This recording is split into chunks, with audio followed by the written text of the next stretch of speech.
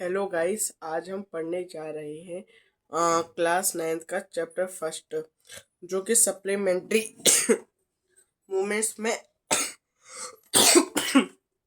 आता है, जिसके चैप्टर फर्स्ट है, जिसका नाम है द लॉस्ट चाइल्ड, मीन्स खोया हुआ बच्चा। देखिए, इसमें जो एक बच्चा है, वह अपने बाप के साथ जाता है। अब जब वो वह अपने माँ बाप के संग मेले में जाता है, तो आपको मालूम है कि जो बच्चे होते हैं, जब कहीं पे भी घूमने जाते हैं या कहीं भी जाते हैं, तो वे अपने माँ बाप से खिलौने की या किसी चीज या झोले की मांग करते ही करते हैं। अब जब वह बच्चा जाता है, तो उस बच्चे को ये बात अच्छी तरह से मालूम होती है कि अ, अगर मैं अपने माँ बाप से कुछ भी मांगूंगा, तो वह मुझे मना ही करेंगे, मना के अलावा और कुछ नहीं करेंगे। इसलिए वह अपने माँ बाप से कुछ नहीं कहता। पर लास्ट में उसे एक चीज ऐसी दिखती है, जिसको देख के वो रह नहीं पाता, और अपने माँ बाप से आके कह देता है कि माँ बाप मुझे, मतलब कि मम्मी पापा, मुझे ये चीज करनी ही है, या झूलना झूलना है, या मुझे ये चीज चाहिए। और जब वो ये कहकर पीछे मुड़ता है, तो उसे दिखता है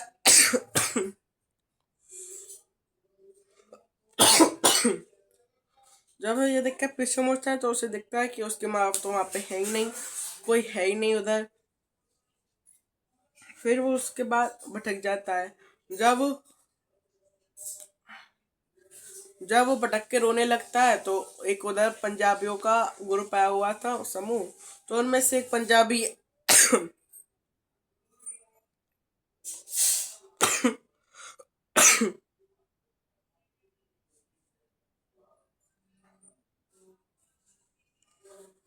उसको अपनी गोदी में उठाकर जिन जिन चीजों की वो अपने माँ बाप से बोलता है, वह उन उन चीजों को उसके पास उनको दबाने की बोलता है या उनको छुलाने की बोलता है। पर जब वो उन सब चीजों को हटा, मतलब निहार देता है। ऐसा क्यों? आपको क्या लगता है कि ऐसा क्यों हुआ होगा? आइए इस चैप्टर में पढ़ते हैं। चैप्टर का नाम, जैसे हमें मालूम है, द लॉस्ट चाइल्ड, मीन्स खोया हुआ बच्चा है। अब इसके अंदर जो हम पढ़ेंगे, वो हम पढ़ेंगे। आइए शुरुआत करते हैं। A child goes to a fair with his parents. He is happy and excited and wants the sweets and toys displayed there, but his parents don't buy them for him. Why then does he refuse when someone else offers them to him? एक बच्चा अपने माता पिता के साथ एक मेले में जाता है। वह प्रसन्न और उत्तेजित और मिठाइयाँ तथा खिलौने चाहता था, जो वहाँ प्रदर्शित किए हुए हैं, लेकिन उसके माता पिता उन्हें उसके लिए नहीं खरीदते। तब वह किसी अन्य व्यक्ति से उन्हीं चीजों को लेने का इनकार क्यों कर देता है? देखिए, जैसे जब हम बात कर रहे हैं, तो मैंने आपको भी बोला था कि जब उसको कोई दूसरे व्यक्ति ये सब चीज ऑफर करता है, तो वो उनको लेने से क्यों मना कर देता है। यही बात इसमें आई है। आइए और आगे पढ़ते हैं, जिससे हमें पता चलेगा कि उसने ये चीज क्यों मना की। It was the festival of spring. From the wintry shade of narrow lanes and alleys emerged a gaily clad humanity. Some walked, some rode on horse, others sat being carried in bamboo and block carts. One little boy ran between his father's legs, brimming over with life and laughter.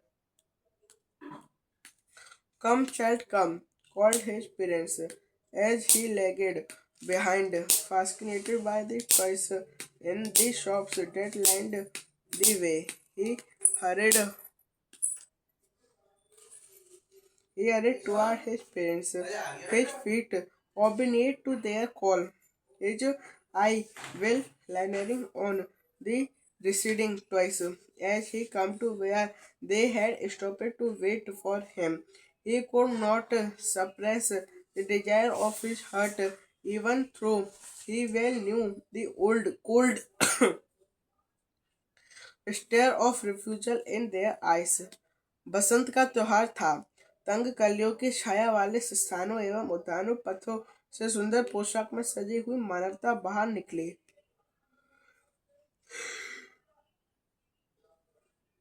कुछ पैदल चले, कुछ अपने घोड़ों पर सवार हुए, कुछ अन्य बांस और बैलगाड़ियों के द्वारा लिए जाने के लिए बैठे। एक छोटा लड़का जीवन एवं हंसी से लबालब भरे हुए अपने पिता की टांगों के बीच में दौड़ा। आओ बच्चे आओ, उसके माता ने आवाज उसके माता पिता ने आवाज दी, क्योंकि वह पीछे रह गया था, क्योंकि वह दुकानों में रखे खिलौनों की ओर आकर्षित हो गया था। जो दुकानें रास्ते में एक कतार में थी। वह तेजी से अपने माता पिता के पास गया। उसके पाँव ने उनकी आज्ञा का पालन किया, लेकिन उसकी निगाहें अब भी पीछे छूट गई, खिलौने पर टिकी हुई थी। जब वह उस जगह पर पहुंचा जहां वह उसका इंतजार करने के लिए रुक गए थे, वह अपने दिल की इच्छा को दबा नहीं सका था। यद्यपि वह भली भांति जानता था कि जवाब नहीं ही होगा। उनकी आंखों की मना करने वाली पुरानी एवं कठोर घूर को जानता था। अब देखिए, जैसे कि मैंने आपको बताया था कि उसको अपने माता पिता ये बात भली भांति मालूम थी कि अगर मैं अपने माता पिता से कुछ भी मांगूंगा तो जो न उनकी जो भी मैं उसे मांगूंगा उसका जवाब ना ही में ही आएगा। तो अब यही बात ये बता रहा है। और आइए आगे बात करते हैं। I want that toy. He pleaded. His father looked at him, red-eyed in familiar trans way.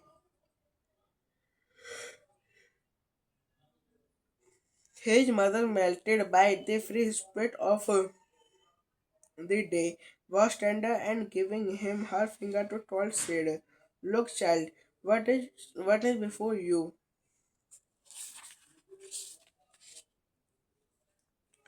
If I it was a flowering mustard field, pale like melting gold, as swept across miles and miles of even land." उसने दलील दी, मुझे मुझे वह खिलौना चाहिए। उसके पिता ने उसकी ओर लाल आंखों से देखा। अपने जाने पहचाने क्रूर तरीके से उसकी माँ उस दिन की स्वतंत्र भावना से पिघली हुई कोमल थी, और उसने अपनी उंगली पकड़ने के लिए देते हुए कहा, देखो बच्चे, तुम्हारे सामने क्या है। यह सरसों के फूलों से भरा हुआ खेत था, जो पिघलते हुए सोने की भांति पीले थे और समतल जमीन पर कई मीलों तक फैले हुए थे। A group of dragonflies were bustling about on their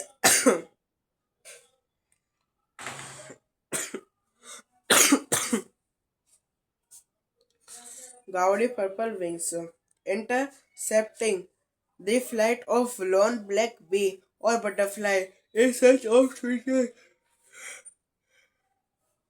from the flower. This child followed them in the air with his gaze till one of them would still its wing and rest, and he would try to catch it, but it would go fluttering, flap, flapping up into the air. When he had almost caught it in his hands, then his mother gave a cautionary call. Come, child, come, come on to the footpath. He ran toward his parents' galley and walked abreast of them a while. Ping, however, soon left behind, attracted by the little insect and worms along the footpath that were teeming out from their hiding places to enjoy the sunshine. विशालकाय मक्खियों का एक समूह अपने चमकीले बैंगनी पंखों पर तेजी से उड़ रहा था। एक अकेली काली मधुमक्खी अथवा तितली का रास्ता काटते हुए फूलों से मिठास की तलाश कर रही थी। बच्चे की दृष्टि उनमें से किसी एक पर जमी हुई थी। जब वह आराम करने के लिए अपने पंखों को स्थिर करती, तो वह उसे पकड़ने की कोशिश करता, लेकिन वह अपने हाथों में पकड़ने वाला ही होता था। तो वह फिर पंखों को फड़फड़ाती हुई उड़ जाती थी।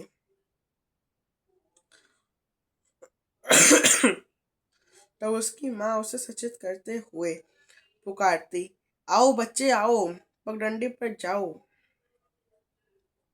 वह अपने माता पिता की ओर खुशी से भागा और थोड़ी देर तक उनके साथ साथ चला, लेकिन फिर वह शीघ्र ही पीछे रह गया। कीड़े मकोड़ों की पंक्तियों को देखने के लिए, जो धूप सेकने के लिए अपने बिलों से बाहर निकल कर इकट्ठे हो रहे थे।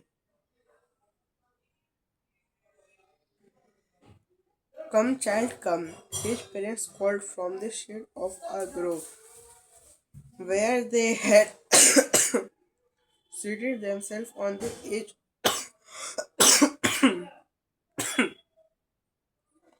of a well. He ran towards them. A shower of young flower fell upon the child as he entered the grove, and forgetting his parents, he began to gather the raining petals in his hands. But lo, he heard the calling of doves and ran toward his parents, shouting, the dove, the dove. The raining petal dropped from his forgotten hands. Come, child, come. They called to the child, who had now gone running in wild capers round the banyan tree, and gathering him up, they looked the narrow, winding footpath which led to the fair through the mustard fields. आओ बच्चे आओ। उसके माता पिता एक पेड़ के झुंड की छाया में एक कुएं के किनारे बैठे थे। वह दौड़कर उनकी तरफ गया। एक बच्चा पेड़ों के जब बच्चा पेड़ों के झुंड में पहुंचा, तो उस पर कलुओं की बौछार गिरी, और वह अपने माता पिता को बुलाकर उन गिरती कलियों को अपने हाथों में इकट्ठा करने लगा। तभी उसे फाख्ता की कूक सुनाई दी। वे फाख्ता फाख्ता कहता हुआ अपने माता पिता की तरफ दौड़ा, और उनके हाथों से कलियां गिर गईं। आओ बच्चे आओ, उन्होंने बच्चे को पुकारा, जो अब दौड़ते हुए जंगली बेलों में चला गया था, जो बरगद के पेड़ के चारों ओर फैली हुई थी। वह सरसों के खेतों में उसके साथ लेकर तिरछी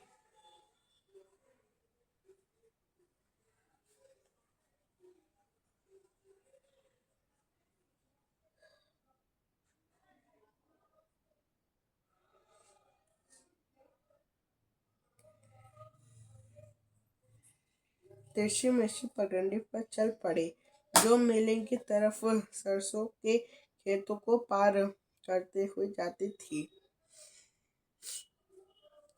As they neared the village, the child would see many other footpaths full of through converging to the whirlpool of the fair, and felt as once repelled and fascinated by the confusion of the world he was entering.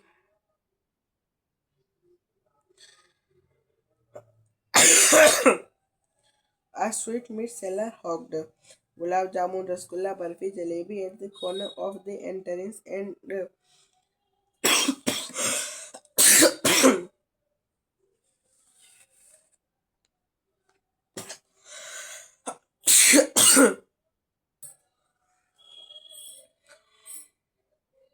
His counter at foot of an architecture of many colored sweets decorated with leaf of silver and gold. The child started open-eyed, and his mouth watered too for the burfi. That was his favorite sweets.